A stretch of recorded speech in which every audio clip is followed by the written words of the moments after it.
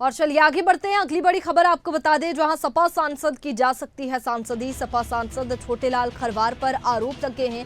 ST होते हुए अनुसूचित जाति की सीट पर चुनाव लड़ा।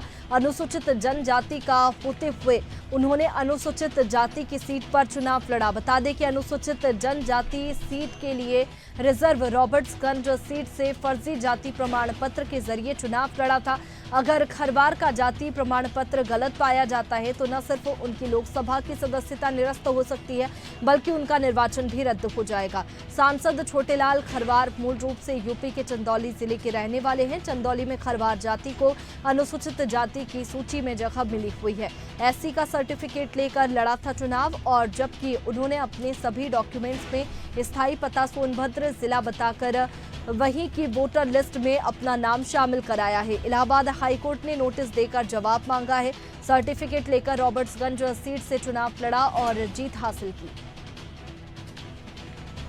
तो देखिए, सपा सांसद की सांसदी जा सकती है, और ऐसे में अगर बात करें तो उत्तर प्रदेश में 9 सीटों पर उपचुनाव होने वाले हैं। तो ऐसे में एक मुश्किल कह सकते हैं कि सपा के सामने है। और चलिए इसी पर ज्यादा जानकारी के साथ शिव प्रताप हमारे साथ में लगातार बने हुए हैं। शिव प्रताप जी, जिस तरीके से सपा सांसद की मुश्किलें बढ़ती जा रही है, पार्टी की ही मुश्किलें बढ़ रही है, सपा सांसद की सांसदी जा सकती है, तो ऐसे में जो जिन सीटों पर उपचुनाव है, क्या उन पर असर देखने को मिलेगा सपा का?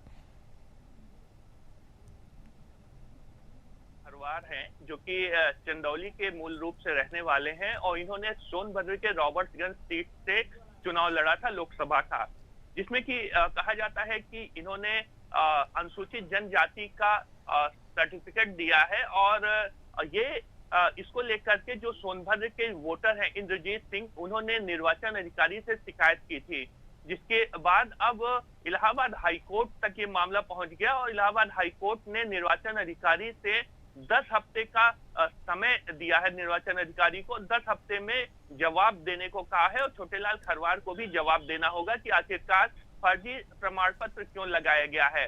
और जाहिर सी बात है, अगर निर्वाचन अधिकारी की रिपोर्ट और छोटेलाल खरवार की जो जवाबी बात होगी, जो जवाब होगा नोटिस का, अगर उसमें तथ्यपरक बातें नहीं पाई गई और निर्वाचन अधिकारी की रिपोर्ट इनके खिलाफ गई, तो निश्चित रूप से छोटेलाल खरवार की सांसदी जा सकती है फर्जी प्रमाण पत्र लगाने के नाम पर।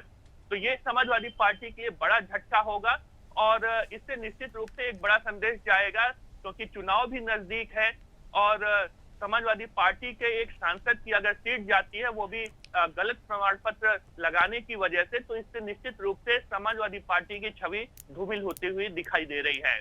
बिल्कुल, अब सांसदी को लेकर के सवाल उठ रहे हैं शिव प्रताप जी, तो ऐसे पे अब चुनाव भी है, तो एक मुद्दा है कि यहाँ पर सत्ता पक्ष को भी मिला है, तो क्या पूरी तरीके से घेरने की कोशिश की जा रही है? क्या सियासत इस मुद्दे पर देखने को मिल रही है?